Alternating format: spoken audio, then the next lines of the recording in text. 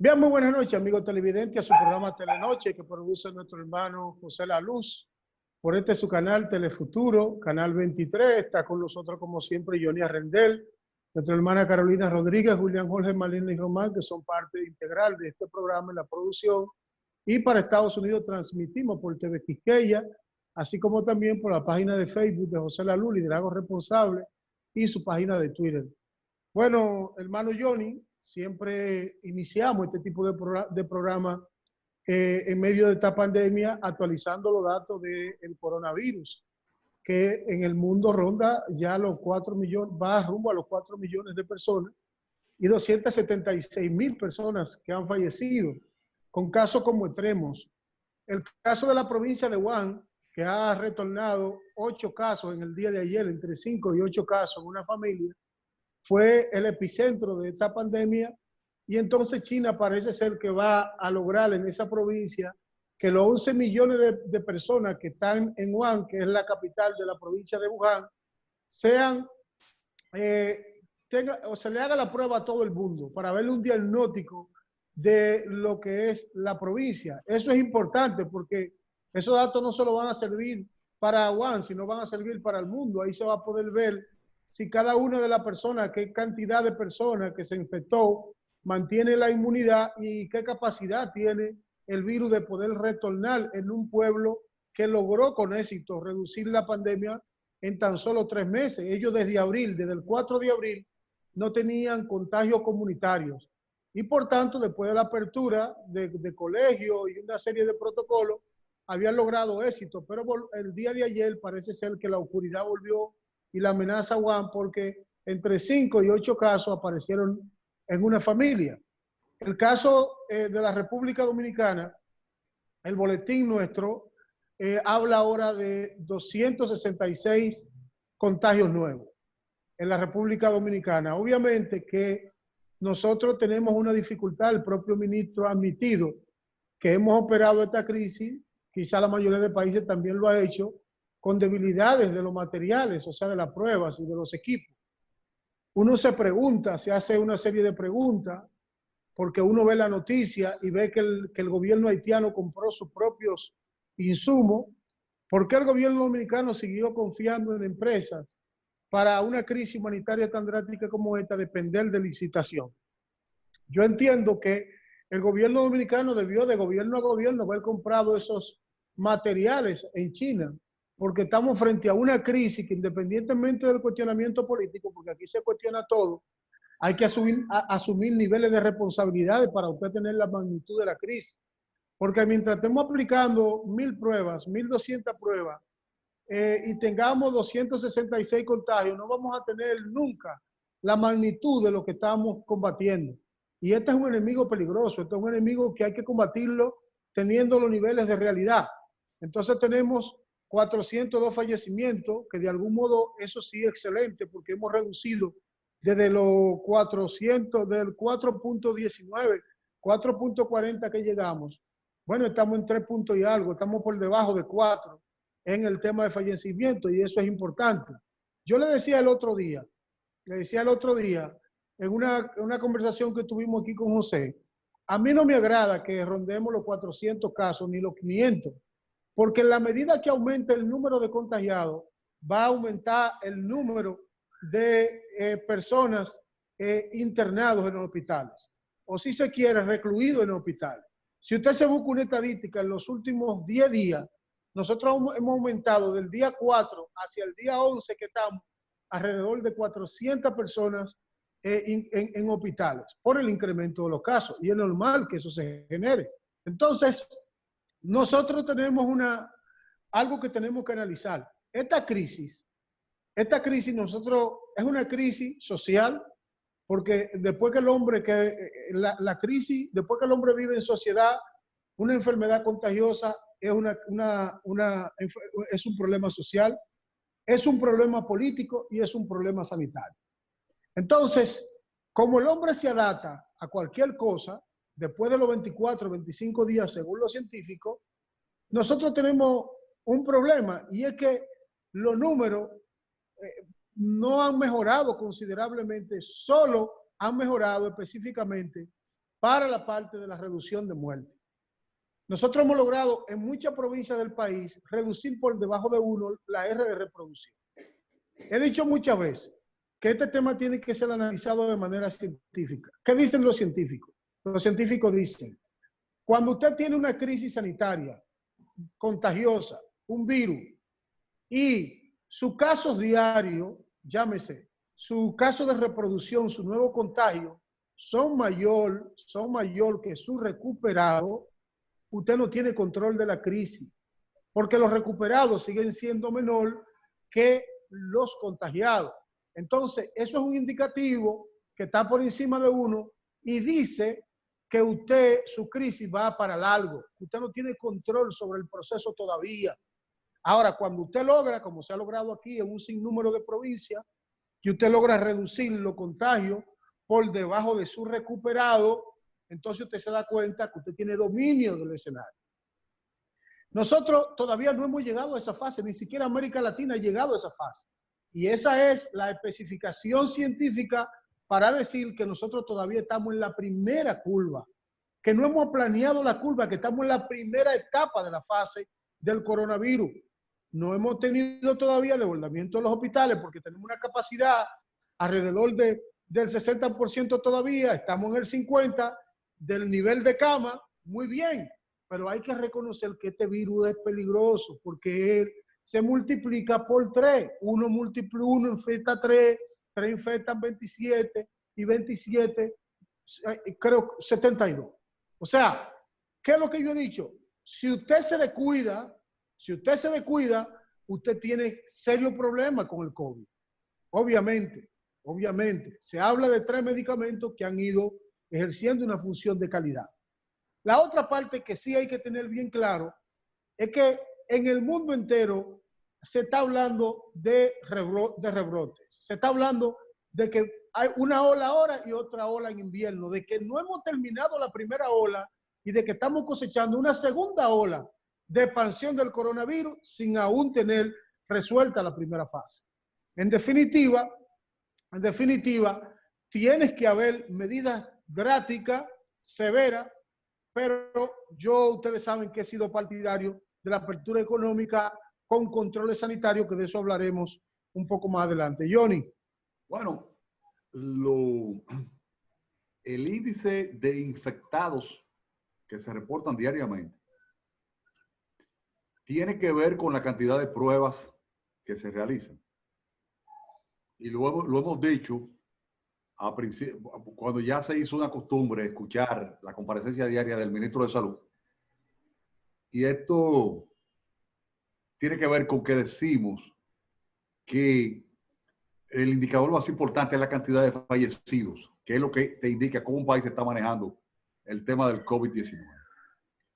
La curva sigue aumentando, aunque se haya ralentizado, y eso es importante. Ha caído por debajo de 4 a medida que se han hecho más pruebas. Y entonces está en 3.91 más o menos por ciento la cantidad de decesos.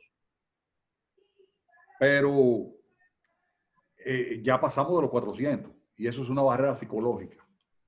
Una barrera psicológica porque sigue, el confinamiento siguen las medidas de contención, la ley de emergencia, el estado de excepción, y sigue y está a las puertas una propuesta para ampliar más ese periodo. Y la gente sigue yendo al supermercado, la gente sigue yendo a las farmacias, algunos negocios están abriendo, barberías, había una sola ferretería abierta en el Distrito Nacional, pero sigue la presión para que se vaya abriendo. Y dentro de esa presión para que abran los negocios y la economía se expanda nuevamente, está el gesto del presidente, que ha comenzado a trabajar, ha comenzado su visita sorpresa, ha estado recibiendo sectores en el Palacio, o sea, una rutina de trabajo. Y está el hastío de las personas que están ya cansados de estar metidos en la casa y el tema de la presión económica de los grupos que tienen que producir. Sin embargo, Félix, no hay un protocolo para determinados negocios que son los primeros que están llamados a abrir porque tienen mucha incidencia en la economía doméstica. Son pequeñas empresas que forman parte prácticamente del estilo de vida y la economía familiar de tantas mujeres que viven aquí de un salón de belleza. Eso es, porque forma parte de la cultura. Trabajador informal. Aquí mira, Johnny, aquí Lo que pasa es que como la televisión no se escribe, la televisión tú hablas y se pierde al otro día. Sí. Pero si tú le haces un recuento a dos cosas fundamentales. La propuesta de José, no solo en el escenario de seguridad, no solo en el escenario de seguridad. José, tú recuerdas, el gobierno está haciendo el subsidio, pero José, ¿tú te recuerdas el problema de José con la cédula?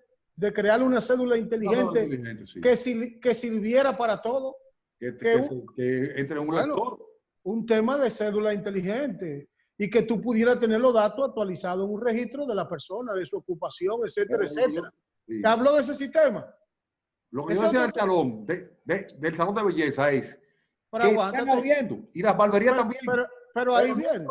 Y entonces, la otra parte que José siempre debatió con el tema de la economía es que José siempre ha dicho una palabra que tú no le puedes quitar lo que dice. Que como el pueblo dominicano es informal en un 60%, en su economía es informal en todo.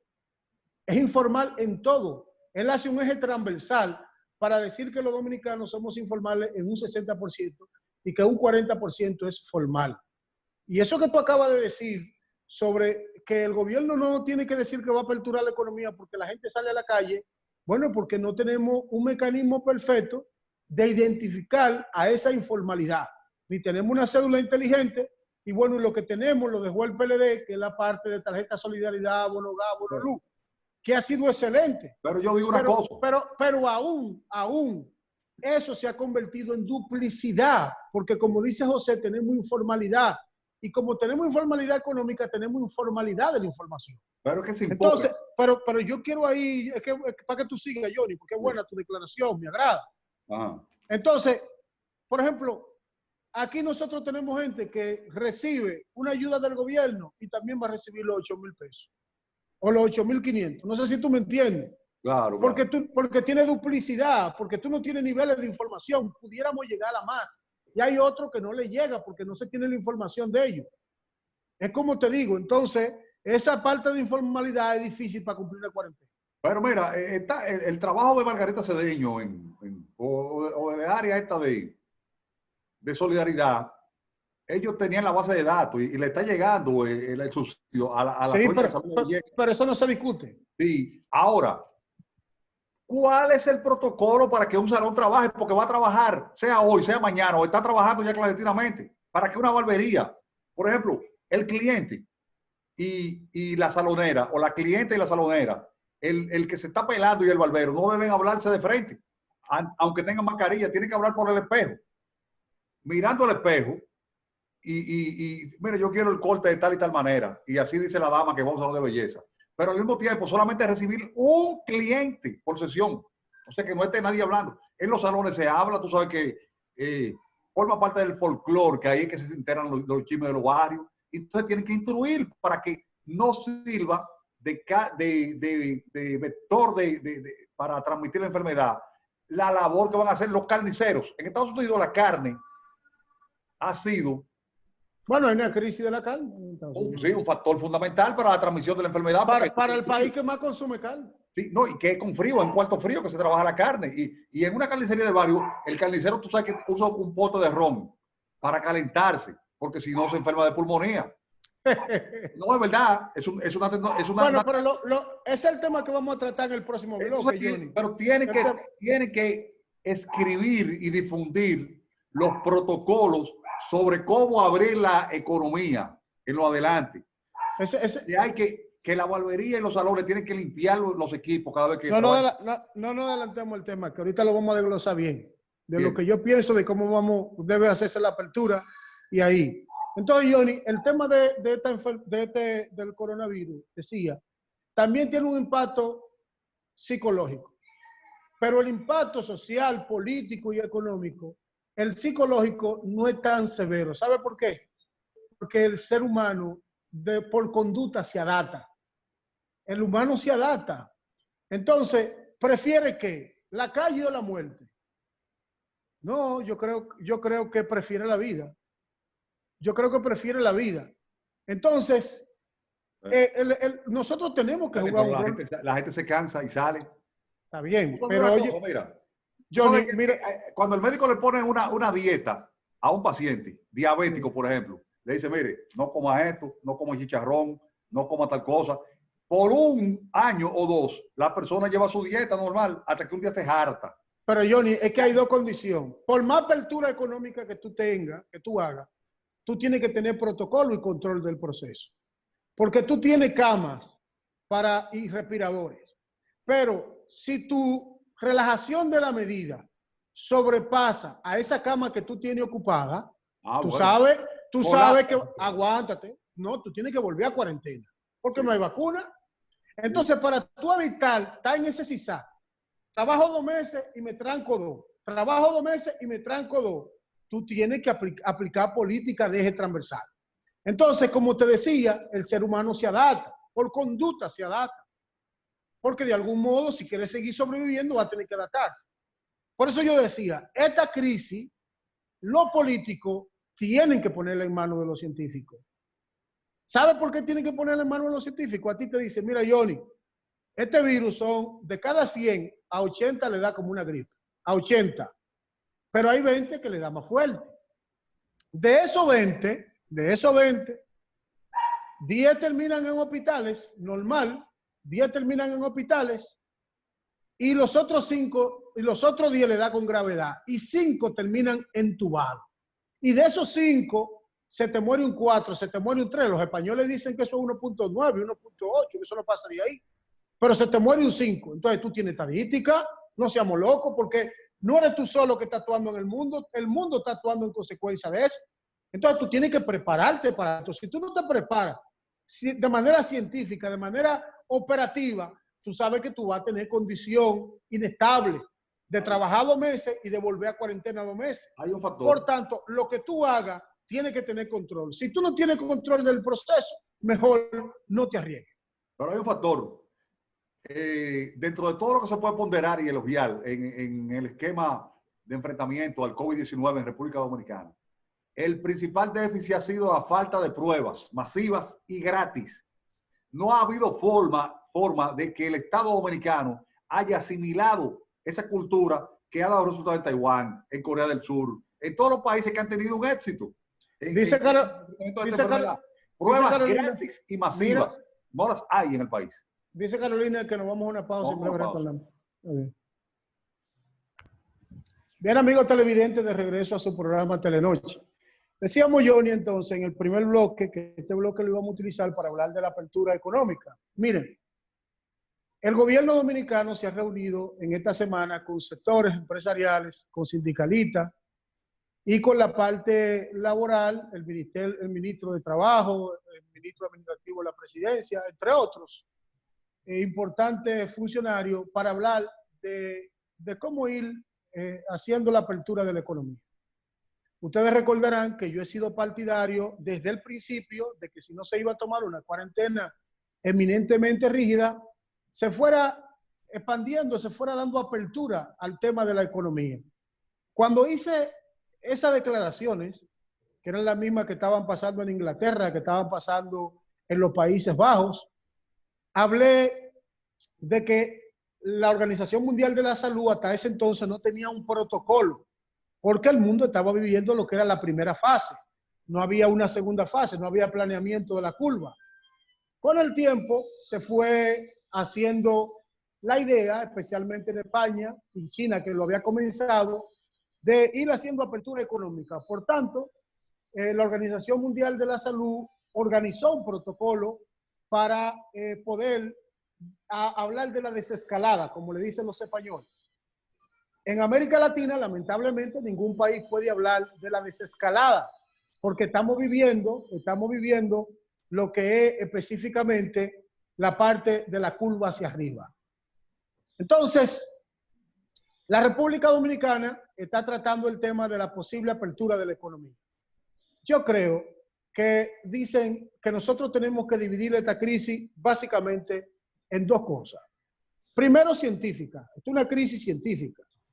Primero, esto es una crisis. Segundo, esto es una crisis social, porque es una crisis del individuo y los individuos viven en sociedad. Tercero, es una crisis política, porque el político se pregunta qué yo hago con esto que tengo y aquello con esta crisis que tengo en el tema humanitario, en el tema de salud, pero también tengo una crisis económica, tengo una crisis social, yo soy que dirijo esta sociedad. El hombre se adapta. Lo que hemos vivido un proceso largo de cuarentena. Ustedes recordarán a José Lalú que decía, bueno, lo dije ahorita, nosotros vivimos una sociedad, una economía informal, y es informal en todo lo que hace, en 60%. ¿Cómo me hago? Yo siempre dije, el tema agropecuario, lo que hay que tener buen protocolo de salud, eso no se puede detener. El tema científico, eso no se puede detener. El tema industrial, de la producción, de lo que la gente consume, ese tema no se puede detener. Hay sectores como la escuela, como los deportes, como los salones de belleza, como la barbería, etcétera, etcétera, que tienen que aguantar. ¿Por qué tienen que aguantar? Porque nosotros, como dicen los científicos, ¿qué es lo que dicen los científicos? Los científicos dicen, y ahí es que hay que creer, es que cuando tú tienes reproducción por encima de recuperado, el virus te está diciendo que se va a expandir. Ahora, como sucede en muchas provincias de aquí, cuando tú tienes reproducción por debajo de recuperado, eso dice que tú tienes control de la enfermedad. Si tú no tienes control de la enfermedad, tú no puedes hablar de apertura, porque si habla de apertura, va a vivir en un sisá de entra y salgo, 2 meses de trabajo, 2 meses de cuarentena. Entonces, el gobierno dominicano tiene un hándicap. ¿Cuál es el hándicap que tiene? Bueno, que según el protocolo que la Organización Mundial de la Salud tiene, la República Dominicana no cumple un solo requisito para hacer la apertura de la economía. Nosotros tenemos un dato muy bueno, que es el dato de la reducción de muertes, que está por debajo de 4. Y que se siga mejorando, eso es fundamental.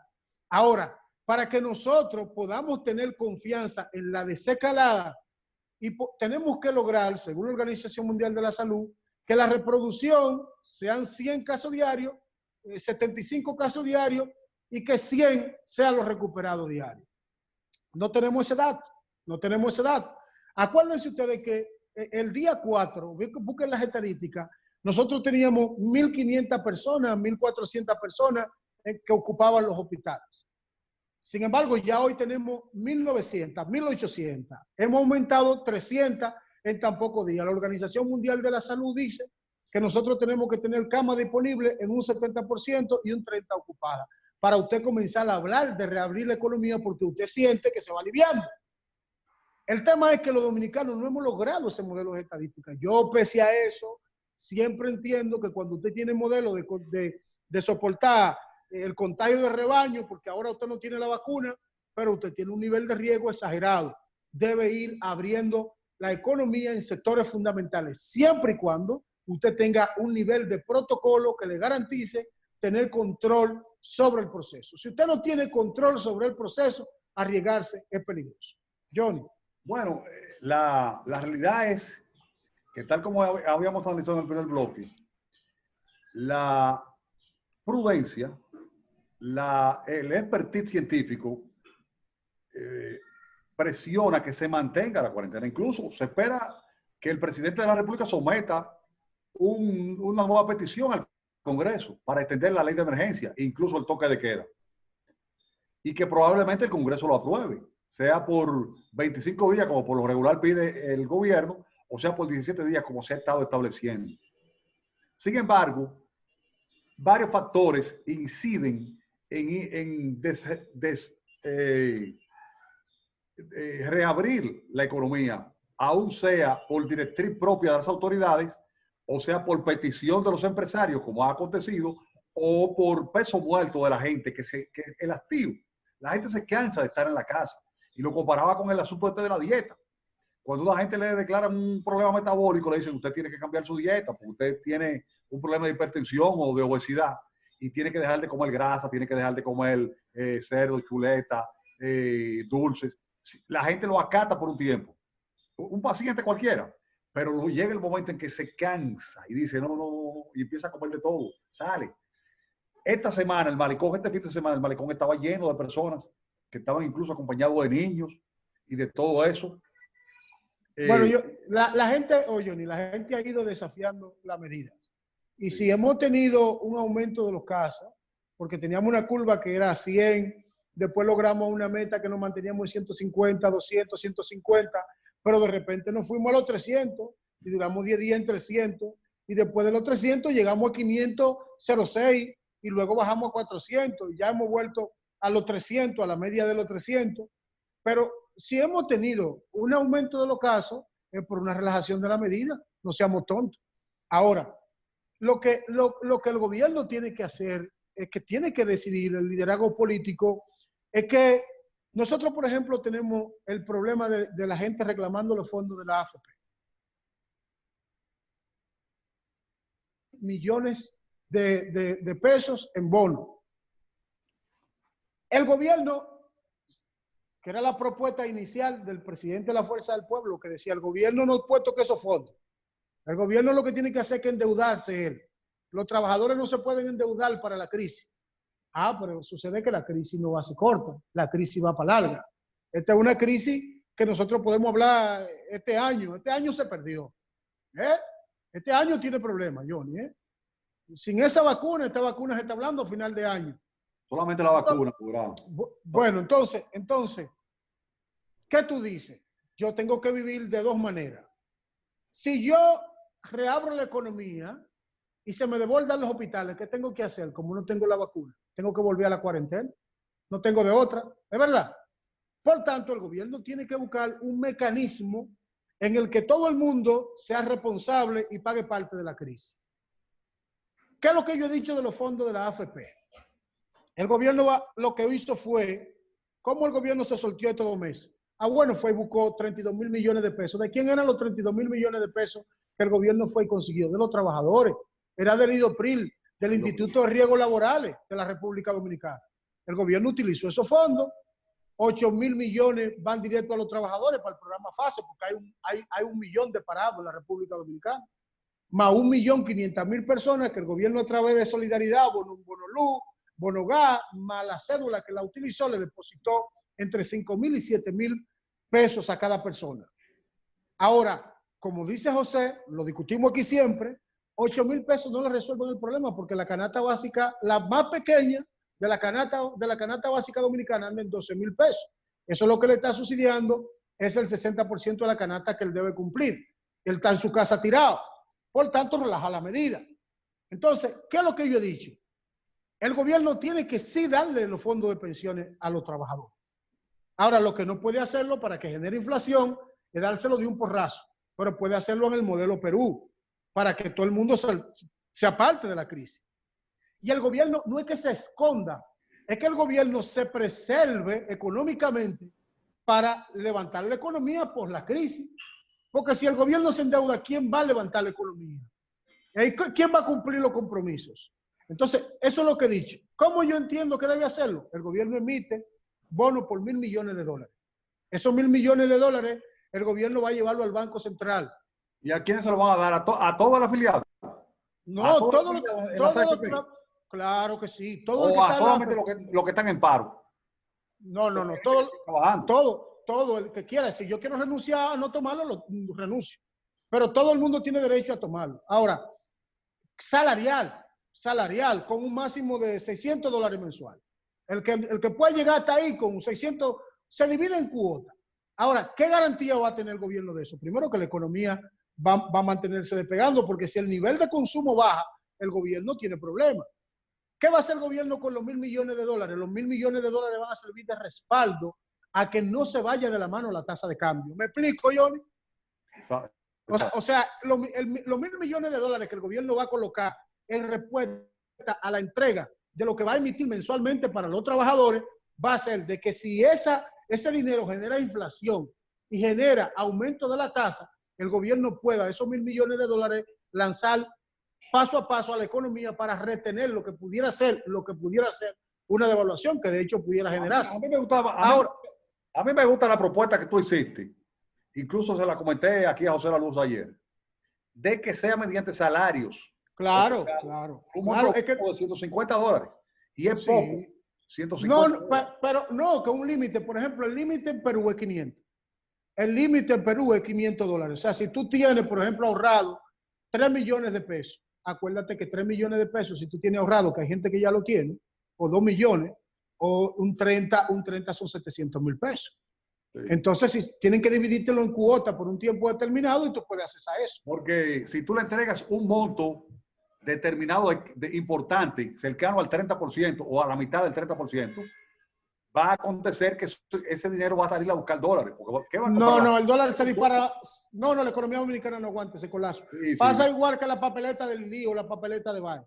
Bienes de consumo. Ahora, también hay que pensar en lo que tiene que ver con la activación de la economía, que debe ser el principal, además de la parte de compensación social y asistencia, la parte de la reactivación de la economía. Hay 12,000 millones de libras de pollo que están congeladas. Sí. El pollo ha bajado alrededor del 30 o 29 pesos la libra. El consumo está resentido en el país. Pero tú vas a los supermercados, porque son bienes, son esa economía prioritaria, o sea, vital, y cerraron todo lo que no era prioritario. Pero tú vas al supermercado y entonces están los dealers de celulares, que la gente usa el celular todos los días y lo necesita, y están cerrados. Están cerradas las empresas colaterales que venden helado, que venden productos naturales. Yo creo que todos esos negocios que están en plazas hay que darle apertura. Sí, pero hay que darle apertura como hablamos, con el nivel de protocolo. Yo estoy de acuerdo con la reapertura económica, pero tiene que haber un nivel de protocolo para empresas ineláticas. Ahora, el que no tiene que salir, el que no tiene condiciones, bueno, porque hablábamos, ¿qué vamos a hacer con los vulnerables? Bueno, eso tienen que quedarse en su casa. Los vulnerables tienen que quedarse en su casa y el gobierno tiene que ayudar. Por eso era que te decía, Johnny, reactivar la economía. Los expertos han planteado 8 escenarios y uno de los escenarios que es posible es que los gobiernos se endeuden tanto que los impulsores económicos no puedan impulsar la economía y que la economía se quede abajo. Y que nosotros, en vez de tener un 2020 fatal, pero con la esperanza de un 2021 próspero, entonces tengamos un 2020 fatal y un 2021 peor. Eso sí sería peligroso. Producto de que los impulsores económicos que tienen que impulsar la economía en el momento que pase esta pandemia no lo hagan.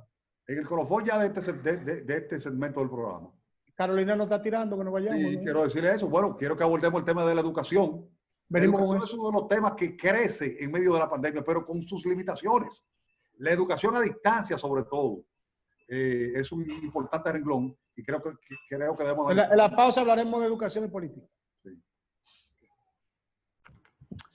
Bien, de regreso aquí a su programa Telenoche. Bueno, hermano Johnny, el tema de la educación en la República Dominicana, y yo creo que en el mundo, el tema presencial tiene problemas. Tiene problemas porque América Latina, porque en el caso de los países asiáticos, muchos ya han retornado a las escuelas, China lo hizo. Pero en el caso de los países como los nuestros, latinoamericanos, el retorno a la escuela no se ve por ahora. Por tanto, yo creo que sí, que el gobierno, si puede, porque los colegios privados no se han detenido, tienen que lograr un mecanismo de que la gente pueda recibir su docencia virtual. Creo que será ese, por ahora será fundamental, porque es que tú no le puedes decir a un estudiante en las aulas, aquí van a venir la mitad de los estudiantes. Nosotros no estamos preparados para eso, nosotros tenemos todavía un sistema de hacinamiento. Hasta los colegios tienen un sistema de hacinamiento. Tú no le puedes decir, vamos a tener una mesa sí y una mesa no. Vamos a tener un protocolo de salud con una mesa sí y una mesa no, 2 de distancia. Entonces, por ahora, a los gobiernos les conviene porque le conviene, y a las universidades, el tema de la educación a distancia, que sí que efectivamente puede, aunque en el tema de educación a distancia, para el tema como medicina y carreras básicas, científicas, es un poco difícil por un tema de laboratorio, pero habrá que buscar mecanismos de que por ahora no se retorne a la clase. Tú has visto lo que ha pasado con los eventos. Ahí se habla de la suspensión del clásico de béisbol. Se suspendieron los Juegos Olímpicos. La NBA habla de retorno, pero los países asiáticos que han hablado de los deportes con retorno lo están haciendo solos. Incluso han habido carteleras de boxeo y de la FNW, pero es solo. La gente lo está viendo por la internet. En definitiva, hay muchos eventos deportivos que sí también son importantes, Johnny, porque imagínate tú la República Dominicana sin béisbol, el gobierno también tiene que buscarle parte recreativa a la gente. Pudiera ser que se dé una temporada de béisbol de la Lidón sin nadie en el play por ahora. O que un estadio como el Quiqueya sea para 5,000 personas. etcétera, etcétera. Pero hay cosas de esas que se le buscará mecanismo, pero en el caso de la educación es eminentemente difícil que no sea por las redes, a internet. Mira, la educación es de los renglones de la economía que crece aún en la pandemia. Ha crecido. Claro, Porque, claro. la educación en sentido general, la venta de libros, no de libros digitales, no de audiolibros, sino de libros de libros. Sí, claro. Y sobre todo, libros de educación. ¿Por qué? Porque nadie quiere trabajar con los niños que están en la casa ahí y que entonces hay que darle clase. Y eso no se puede jugar los padres, porque ya no estamos en la misma época de antes. Hay padres que tienen esa vocación, como Carolina, de trabajar la educación con sus hijos. Otros realmente no pueden. Y muchos profesores desactualizados que lo que hacen es que ponen tareas por WhatsApp, por WhatsApp. Ni siquiera usan la plataforma de Zoom y Skype, que son las más simples. Entonces, ¿qué pasa? La educación crece, los libros se venden y las plataformas virtuales de educación a distancia son las que están en la mira hoy por hoy. Incluso en la educación universitaria, como tú apuntabas, las universidades tradicionales y caras van a tener el reto de que a la hora de tú saber qué va a estudiar tu hijo adolescente, que tiene hoy 16, 17 años, que va por la universidad el año que viene o en 2 años, tú vas a pensar, por ejemplo, en la República Dominicana, 3 universidades caras, INTEP, Pucamaima y la Iberoamericana, ¿cómo se llama? Uribe. Pero hay otras universidades, incluso extranjeras, que te dan la misma carrera por menos dinero. O sea, es un tema que va a tener el tapete. Ahora, en la educación básica, en la educación básica y media en República Dominicana, no una crítica al país y a las autoridades y al sistema educativo en general, ha estado de espalda a la revolución tecnológica que se ha vivido, no solamente en este país, en República Dominicana, en muchos países.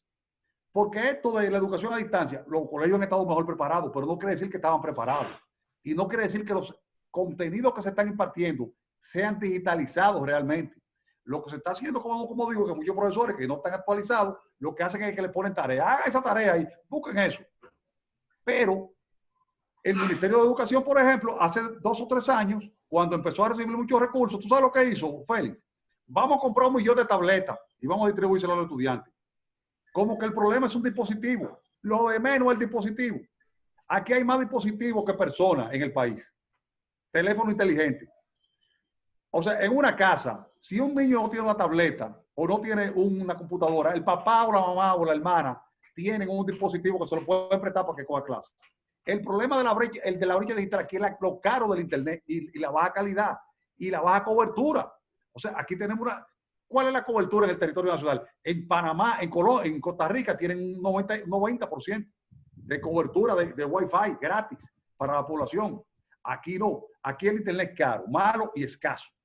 Y debe aumentar porque hay que pensar ya en las plataformas digitalizadas, como dice el secretario general de la Organización de Estados Iberoamericanos, Mariano Laborano, que dijo que esa cobertura que hay en la mayoría de países latinoamericanos de un 40% dificulta una expansión verdaderamente de la educación a distancia, que hay que pensar en eso. ¿Por qué?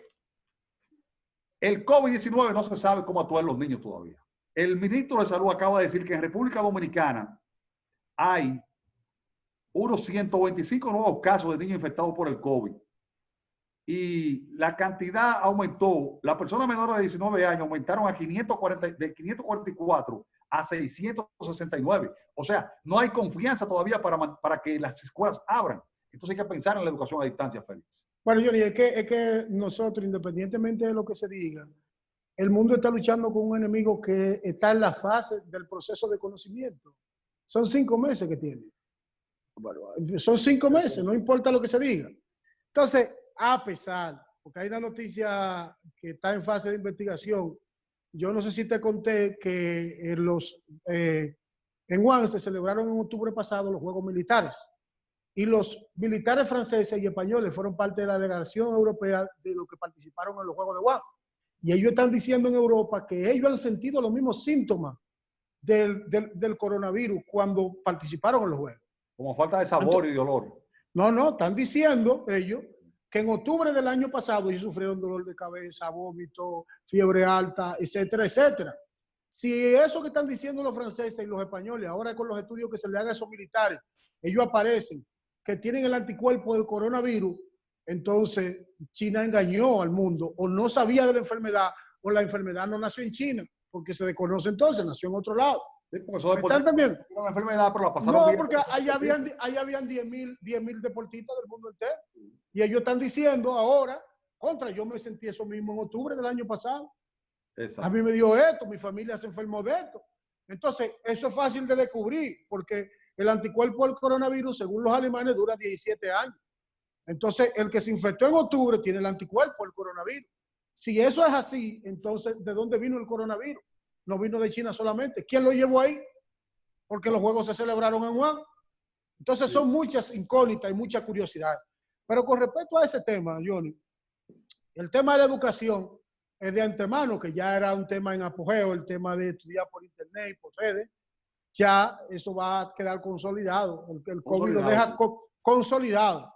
El proceso que se iba a hacer en 5 años vino en meses. Ya eso se quedó. Ya eso se quedó. Porque incluso ya los profesores, cuando la carrera como psicología, derecho, sociología, política, ¿y para qué van los muchachos a las aulas? ¿Para qué van? Pues no tienen que ir. Mira, el otro tema, Johnny, el tema de la política. Las elecciones hacia el 2005, a julio del 5, parece que no tienen vuelta atrás. Ahí se vaya a votar, aunque aquí aparezcan todos los casos que aparezcan diarios. Y entonces uno ve el panorama muy, muy difícil. Porque tú no tienes una realidad con el tema de las encuestas. Aquí las encuestas están dando números que tú no lo entiendes.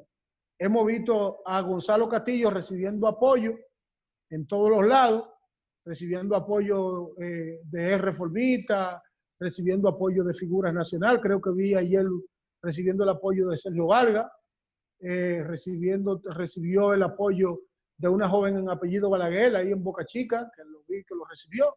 Recibió la semana pasada el apoyo de dirigentes de San Pedro de Macorís. Luis también recibió varios apoyos, que lo he visto ahí, de dirigencia política del PRD. Y Leonel Fernández, que recibió el apoyo en San Cristóbal de militantes. Luego también hizo una rueda de prensa ayer con dirigentes de Cotuí, y en el día de hoy hizo otra rueda de prensa con dirigentes de intermedio de la provincia de Santiago. Entonces, se han ido moviendo en esa dirección de recibir apoyo. ¿Cabiera la posibilidad de que aquí en el mes que viene se pueda hacer caravana? Cuando hablo de caravana es que los candidatos puedan montarse en su vehículo, hacer la bulla y que la gente se quede en su casa. No creo realmente. Pero si nosotros tenemos debilidad, Johnny, para el tema de crear lo que tú dijiste ahorita, una educación por las redes que no le llega, ¿cómo los candidatos van a llegar a la población? Bueno, sí, lo que tú decías de la posibilidad de movilizaciones, no creo. Realmente cualquier apresto de movimiento de gente y que incida o posteriormente se produzca un aumento de contagio, se le va a pegar a ese político. Ninguno va a correr el riesgo. Lo que tiene que establecerse es el protocolo para que se vote en las condiciones más seguras que pueda ser posible. Y los candidatos seguirán tratando de innovar mediante campañas virtuales o actos que impacten en las redes sociales, porque en las redes sociales tienen que aprenderlo los políticos. Se habla con acciones, no con palabras. Johnny, y entonces en el caso de Estados Unidos. Gonzalo Castillo ha tenido éxito con esto de las acciones sociales que él hace, a pesar de que tiene una debilidad que no habla, un candidato que no habla. Mira, ¿qué fue lo que Leonel Fernández dijo? Que lo que se dividió en octubre se unifica en julio. Exacto. Pero ¿en qué? En sentido a su favor. Alrededor de él. Pero si él queda en segunda vuelta. Eso es lo que mucha gente no ve. Pero ciertamente hay sectores de uno y otro, de tanto de la Fuerza del Pueblo como del PLD, que están mirando la posibilidad de unificarse. Porque realmente Luis Abinader está muy fuerte. Luis Abinader fue el principal beneficiario de la división del PLD. Pero es que Luis ha logrado una cosa que es fundamental: unificar el PRD viejo. Y el PRD viejo, donde quiera que lo llevaran, era más del 45. Pero fíjate una cosa, antes de la división del PLD, de la salida abrupta de Leonel Fernández, nadie hablaba de que Luis Abinader podría ser ganador en primera vuelta. Hermano, es que el bochismo se unifica hoy. El bochismo se unifica a las 12 de la noche de hoy. Y mañana en la mañana tiene 52. Eso está fuera de discusión. El bochismo se unifica esta noche y mañana tiene 52. El tema, pues lo ha demostrado en 6 elecciones. Eso, la diferente vertiente de eso, usted tiene que analizarlo, porque en lo que lo piensan, puede colarse Luis Abinader en primera vuelta. Hasta con yo no creo que Luis tenga posibilidad. Tanto tú de pasar. como la luz han puesto eso en duda, pero yo... No, es que yo vuelvo y repito lo que he dicho todas las veces. Leonel Fernández no es candidato a un 16. No lo es. El que quiera, sáquense eso a la cabeza. El que le está dando un 8, el que le está dando un 7.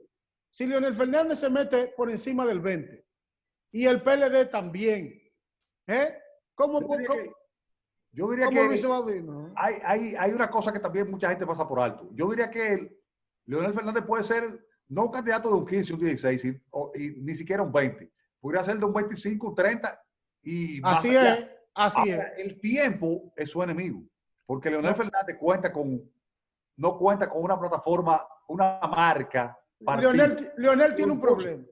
Recurso económico. Leonel tiene problemas. Recurso económico. El gobierno en contra. Y la franquicia que ven el uno. El tiempo es corto. El tiempo es corto. Pero tiene de ventaja que le falta un mes. Es un zorro político. El tiempo es su aliado. Sí. El tiempo es aliado del presidente Fernández. Y entonces el debate dirá el camino que pasará. Pero él y Gonzalo están en el choque de una segunda posición peleándose, porque a Luis nadie lo vence en tercer lugar. Cuando Gonzalo quita y se pone en primer lugar, manda a Luis al segundo y a Leonel al tercero. Y cuando Luis hace una encuesta, coloca a Leonel en segundo y manda a Gonzalo a tercero. Así está la cosa. Todo el mundo está haciendo su encuesta, menos Guillermo Moreno y Reyes. Yo le digo a Leonel Fernández que se olvide de Fuerza del Pueblo. Esa marca no se va a pegar de aquí a que lleguen los... Es que la marca es Leonel. Su campaña sobre Leonel Fernández. Es que él está haciendo campaña sobre Leonel. Nosotros hacemos una pausa larga y mañana aquí en su programa Telenoche José La Luz estará con ustedes.